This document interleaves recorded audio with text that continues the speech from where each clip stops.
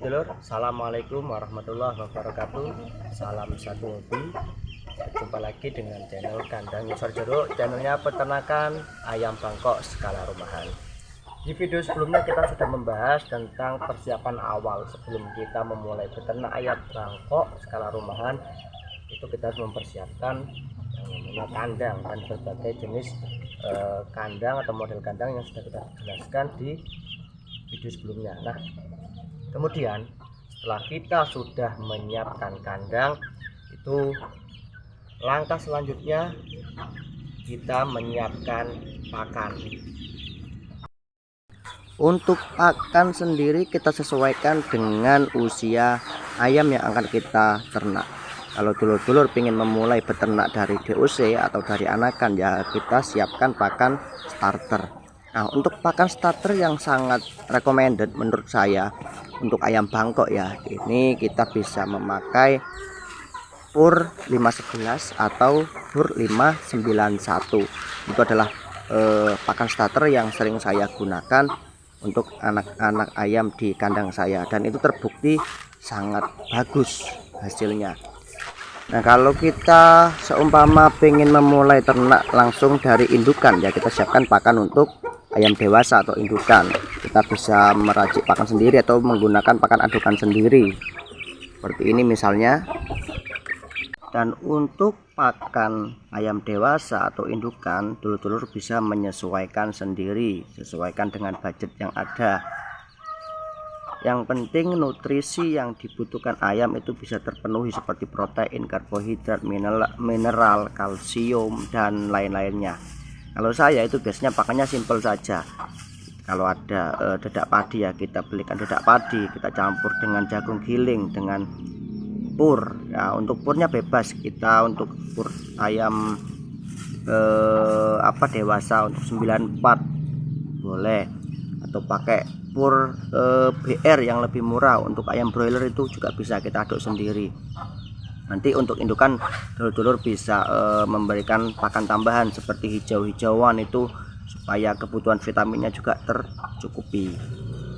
Jadi kalau kandang sudah ada, pakan sudah ada, barulah kita bisa membeli ayam atau DOC yang pengen kita ternak. Oh ya dulur, mungkin di video sebelumnya saya belum menjelaskan, saya jelaskan juga di sini. Untuk kandang, masalah kandang itu kan investasi kita untuk jangka panjang. Jadi kalau bisa dulur-dulur membuat kandang itu, kalau bahasa Jawanya itu sing permono pisan. Jadi yang bagus sekalian. Maksudnya bagus itu gimana ya? Dari segi kekuatannya, keawetannya itu, karena kita gunakan jangka panjang. Kalau bisa kandang itu ya minimal lah kuat untuk 5 tahun. Kalau bisa ya sekali buat kita nggak buat lagi, seperti itu. Jadi kalau bisa sekali buat itu harus benar-benar bisa dipertahankan. Jangan sampai dulur-dulur buat kandang yang mungkin budgetnya lumayan besar namun tidak sesuai dengan kesibukan dulur-dulur. Misalnya dulur-dulur ingin buat kandang yang mungkin bisa memudahkan dalam beternak nanti, ternyata di tengah perjalanan itu kok kandangnya bikin ribet sih, nambah-nambahi pekerjaan, akhirnya dibongkar lagi. Jangan sampai kita bongkar lagi, bongkar pasang, jangan. Kalau bisa sekali kita setel itu harus bisa bertahan, berlanjut gitu lor. Karena kandang itu adalah untuk jangka panjang. Beda dengan pakan. Kalau pakan itu kebutuhan yang berkelanjutan, jadi habis beli lagi, habis beli lagi. Kalau kandang itu harus kalau bisa sekali buat, sekali nancap, sekali berdiri, ya sudah, itu dipakai untuk seterusnya. Nah, kemudian kalau sudah ada kandang, sudah ada pakan, barulah kita mendatangkan materi yang akan kita ternak. Boleh dari DOC atau anakan, dan boleh kita memulai dari indukan. Itu sama-sama sama-sama punya ada kelebihan, ada kekurangan lor. Kalau kita ternak mulai DOC, nah di situ kita bisa benar-benar belajar banyak sekali dari cara merawat ayam, mengobati penyakitnya, kemudian pemberian pakan yang bagus, yang baik, kita bisa benar-benar tahu karakter ayam tersebut. Namun untuk DOC ini mungkin untuk perputaran kita lama sekali, nanti nunggu beberapa bulan, itu kita benar-benar harus puasa dulu. Tapi kalau untuk indukan itu enaknya kita bisa langsung berputar tuh uang kita, bisa cepet balik modal nanti. Apalagi dari baru datang ayamnya udah bertelur, nah itu akan cepat sekali. Namun ya kita kan nggak tahu karakter ayamnya seperti apa, bagus enggak ini untuk reproduksinya, bagus enggak. Kemudian tentunya untuk biaya pembelian juga lebih mahal daripada ayam-ayam anakan atau DOC seperti itu. Nah, kalau kita pengennya niatnya beternak hanya untuk belajar, kemudian untuk menggunakan budget yang minimalis, budget yang sedikit, modalnya sedikit, nah ya kita dari DOC saja. Karena dulu awal mula saya beternak itu juga dari anakan, dulur. Karena emang niatnya saya itu hobi dan saya pengen belajar merawat ayam dari kecil sampai besar. Dan kalau kita merawat dari kecil itu enaknya apa, nanti ayam-ayamnya kalau sudah gede itu jinak sama kita, nggak giras.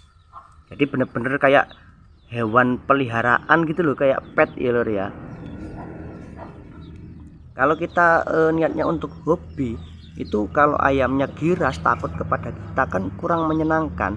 Coba aja kalau ayamnya jinak, lulut sama kita nurut, pasti kita juga akan sayang tentunya kepada ayam tersebut.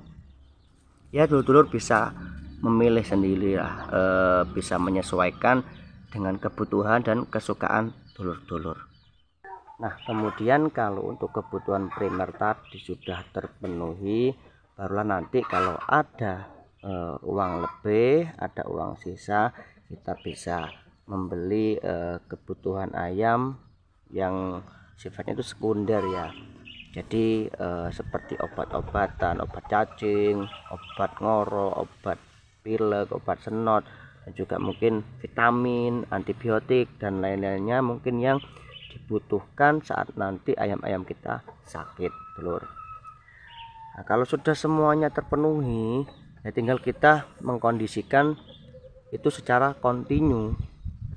Jadi harus ada persiapan, nggak usah nunggu ayamnya sakit kita baru beli, nanti malah wah mumet sendiri nanti telur. Ya pas kalau ada uang. Kalau nggak ada uang ya kan akhirnya nanti apa, ayam-ayamnya bisa lebih parah, nanti lebih fatalnya bisa-bisa mati. Jadi kalau ada uang sisa atau tabungan yang mungkin bisa digunakan, kita persiapkan dulu untuk obat-obatan, karena itu juga sangat berpengaruh ya terhadap kelancaran usaha atau bisnis yang akan kita lakukan. Oke, mungkin itu dulu video kita kali ini lur. Apabila ada salah kata dari saya mohon maaf yang sebesar-besarnya. Semoga sharing kita kali ini bisa bermanfaat untuk dulur-dulur yang ingin memulai dan baru pertama kali ingin beternak. Semoga bisa menjadi motivasi, menjadi sharing yang bermanfaat. Baik dulur, itu dulu, terima kasih. Salam satu hobi, salam kukuruyuk. Assalamualaikum warahmatullahi wabarakatuh.